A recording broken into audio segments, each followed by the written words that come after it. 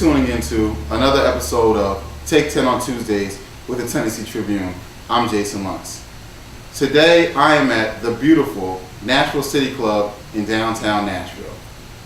The view here is amazing. I just have to start with that. It is, that's why I love it. I can see why. Now I'm here with a special guest, Dr. Carmen April. How are you doing this morning? Great, how are you, Jason? Great to see Good. you. Now, Dr. April is a physician here in the city with her own practice. But the reason we're with her today is for something totally different. Dr. April has an amazing blog and has been utilizing social media in a way that I think all our viewers would be interested in. As you know, if you watch this program, I'm a big fan of marketing and social media and just getting your name out there. So it was very important that I sit down with her. So, great. I'll share with you whatever I can. Please, because we need to know. I think the Tribune needs to know how you're doing it. Now, I actually stumbled upon your blog, like straight organically or naturally. I just came across it, and when I saw it, I could see it was Nashville, but when I saw that it was a professional and somebody in my age group and an African American female, I got really excited. Good. Yeah, it was like, wow, this is really cool. So I don't want to hold them up, but we can let them know what the name of the blog is and what you do. Okay, well the name of my blog is Dinner with Nerds, and the purpose of the blog, well, part of it is a food blog where I highlight restaurants. So I do restaurant spotlights of all the great, wonderful spots opening up here in Nashville. And then another component of it is interviews that I do with professional, successful people who have a good story to tell. And I do those over dinner or coffee or lunch. So that's where the nerds part comes in. Interviewing and sitting down at dinner with people that have a good story to tell and whom others can learn from their career journeys, their stories of success. Because a lot of times you can relate to people more over food. It's something relaxing about sitting down with people over a table of food. It's not stuffy. It's not like a corporate boardroom. Yes. You can sit here and really get to know a person. So that's where the concept comes from, and that's what I do with the blog. Well, that makes a lot of sense. And I can see what you're saying when you have conversation over food, because we all have to eat. Yes. That's a common denominator. Everybody has to eat, and typically, especially here in the South, and more specifically with African American families, at least with mine, I can say that's where some of our best times and conversations come from, are over food, over the dinner table. Every time we have fun events, something to celebrate, graduations, it doesn't matter what it is. We do it over food. Yeah. So it's something that just kind of made sense for me, and I love talking to people, love sitting down at great restaurants, and it just all works together. Wow, that's great. Now, the first part I want to ask is, how do you choose the restaurants? Well, here in Nashville, it is not that easy because it is hard to keep up. There are new restaurants popping up every single day in Nashville. So basically, if I see new restaurants that are popping up, I kind of give those like a month and a half to kind of settle into what they're doing, and then I go check those out, because a lot of times that's what people want to see. Yeah. So that's what my readers and my viewers want to see, the new restaurants, and want to know, have you been here? Have you been to that new restaurant yet? So I try to keep up with those. And then just restaurants that I've frequented and that I like. And then also restaurants that have been a staple in Nashville for a really long time, because food scene in Nashville did not used to be what it is now. Yes. And when you ask a lot of these restaurants that have been here for years and have kind of been the anchors of the Nashville food scene, they are very proud people that are very happy that they've been a part of the scene for a really long time. So I definitely want to not leave them out just because there's newer things popping up all the time. So I try to include newer and the more established. So Nashville, I've noticed even in national magazines and a lot of lists that Nashville, as far as food, is definitely being recognized nationally. It is. The New York Times has recognized Nashville for its food scene. I mean, almost every day I see some type of national news outlet, whether it be, TV or print, whatever, online, that is picking out places in Nashville Yes. because it's so awesome. So I'm happy to be a part of it. It's fun. And now that just happened to coincide, like just coincidentally, you started your blog at the same time, or did you actually look and say, wow, this place is really blowing up with the restaurants? It's kind of coincidence because all of my friends who know me know that I have kind of been that type of restaurant spotter for a really long time. Like I am always the one in my family or in my group of friends saying, hey, let's try this new restaurant, or people are always coming up to me getting restaurant recommendations. Wow. And then also a large part of it was my food photography. So I've been doing that since college. I've had an obsession with food photography since I was a kid. Used to look through my mom's cookbooks for the pictures, not the recipes. Really? Yeah, so I love food photography, and then in college, I did a lot of food photography because I was a scrapbooker.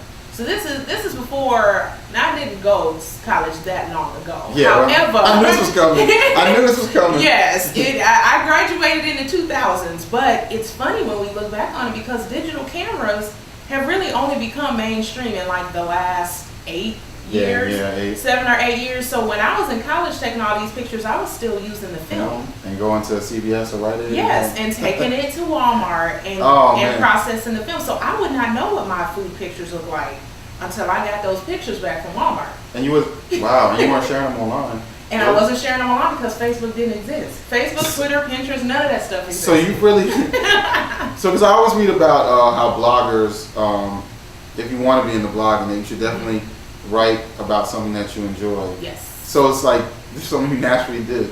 Yeah, it was a natural progression, and I ended up with all of these food pictures that, aside from my scrapbook, that only a couple people that I share that scrapbook with are going to see. Now I have a bigger platform on social media. Yes. So when I start sharing them to social media, that's when people are like, oh my gosh, number one, your food photography is really good. Have you thought about selling these pictures? Hadn't really thought about that. And then, number two, it's letting people know all the great restaurants in the city to go to. So it started off before the actual blog had a name and a structure. I was sharing them to social media anyways. Oh, okay. Now, speaking of social media, this is what I really want to know. How did you go from just having a blog on Blogspot to having actual people that read and follow you? I think that also came about because of sharing it to social media. So having the blog, every time I publish a post, I share it. So I share it to Facebook, I share it to Twitter. I've been doing a lot with Pinterest lately, adding that to Pinterest because Pinterest is one of the top ways of driving traffic back to your site for people who don't even follow you on Twitter or Facebook. And then Instagram. Share it to Instagram. I share the pictures to Yelp and food spotting. So I share them kind of all over, and it's interesting to see every time I publish a blog post, the readership go up. So when I look at the analytics, I see where the traffic is coming from and how many people are viewing it. So you use Google Analytics to track? Yes, I use Google Analytics to track on the blog. And another cool thing that I've been able to do is have my friends to share the post to their friends, like to their Facebook or Twitter friends, and when they retweet it or they share it, then other people have been able to see it. Yes, yeah. So you use Facebook and have them share it. But it's still crazy because, it's still wild that I have a lot of mutual friends with you on Facebook, but that's not how I came across you. That's how I naturally came across you somehow on the internet. I don't know, I was looking at some site, and then I saw a picture and looked good. I clicked on it, and then I was hooked. And I think part of that also comes from the, it's not Google Analytics, but search engine optimization. So SEO, on the website, so SEO is very important. In addition to the Blogspot part of the blog, I actually have the standard website. So the Blogspot is under the blog section of my website. So on the website, I've done a lot with SEO and putting in those keywords. Yes. And so, everybody probably goes at some point during their week to Google to type in places to eat in Nashville. There it is. Restaurants in Nashville. All of that stuff is included in my SEO. I think that's how I found you, because I was looking for a new place. Yeah, I might have been. So that's important. So you want to so first of all, you have something that you love. Yes. It's visually, it looks good. Mm-hmm. You use the proper social media sites. Mm-hmm. That Instagram and Pinterest, because they're both visual sites, yes, is important. Yes. And then on your actual website, you have keywords. Yes. I have keywords there. And it's something that you mentioned about the pictures. If my pictures were crummy, nobody would want to look at it. Nobody would care. And so I take a lot of pride in my pictures. I invested not only I upgraded my camera, because I've always had pretty good cameras, yes, but I upgraded my camera to a professional camera. And because the DSLR professional cameras are really like mini computers, I had to learn how to use that. I've always been really good at photography composition and getting everything in the shot the way it needs to be, but literally figuring out how to use that camera was a totally different beast. So I took a photography class to make sure that my pictures look good, so that people would want, when they come across, they say, "Ooh, that looks good. Where is that from?" And they will click it, and just drive the traffic to my site. When you say you took a photography class? Yes, I took a photography class. Taking it serious. See, if you're going to do this, you got to put some kind of effort behind your craft. That's beautiful. Now, just to wrap it up, I'm also wondering, is it possible? Is your site monetized? Or the capability is there. So when I first started, I did put ads on the site, but at the time when I first launched the blog, I didn't have the readership. So I was making pennies, and I was like, what's the point of having these ads on here if it's not really bringing me any money? But my blog is just at a year old. It's only been a year. It's only been a year? Yeah, it's only I been didn't know a year. that. Yeah. Wow. It's only been a year. And at this point, I actually have the readership, though, where I could put those ads back on there to monetize the blog. So, for me, it has not been number one priority because this is not my full-time job. Yes. It's not the way that I pay my bills and eat right now. And it's more than a hobby. I can't even call it a hobby because it's more than a hobby. It's more than a hobby. So many great opportunities have come from this blog in just the past year. But I have a lot of friends in the blogging world who that is their full-time job. That's what they do. That is what they do. But a lot of bloggers, I know a lot of bloggers that I deal with are starting to go away from like the typical Google AdSense ads, and they're finding other ways to monetize. They can find someone to sponsor the blog. That's always a nice thing. Exactly, and a lot of sponsors, you can see a lot of sponsored ads that kind of roll down the side. Yeah, and so the people who are really serious about it, like that is their full-time job, that's usually how they're making their money, is from sponsored advertisement on the blog. Well, it is possible to make money from blogging. Yes. And it's actually possible, and this is proof here, that you can use social media and social networks to market whatever you're doing, your product, your service, or your art. Yes. You would say that? Yeah, definitely. And like I said, so many opportunities have come because of the blog, people finding out who I am and me being allowed to share a greater story on a greater platform. Because in addition to the food photography, the restaurant spotlights, like I said, I highlight stories of people, real people who have overcome obstacles, and those a lot of times are really successful because folks will say, you know what, I really enjoyed reading about him, or I really enjoyed reading about her story. I feel like I've been in that same position in my life. So having that platform to be able to encourage people who may be going through career struggles or, in a rut helps. And then I've also added a food for thought segment to it where I just discuss, it can be anything, encouragement, motivation, whatever. I add my own little 2 cents in there. Well, that's great. That's great, man. It's been so exciting speaking to you. Yeah. My last question is, are you utilizing social media the same way for your practice? I am. The big difference, though, is that in medicine, typically people will go online and they will search for a doctor when something is wrong or when something hurts. So for me, I'm a podiatrist. You're going to come to me when your foot hurts. You're not just going to be sitting there one day saying, I wonder about bunions. Let me just go search about bunions. You're only going to go search for a bunion when your bunion hurts. Yes. But for food, like you said, everybody has to eat.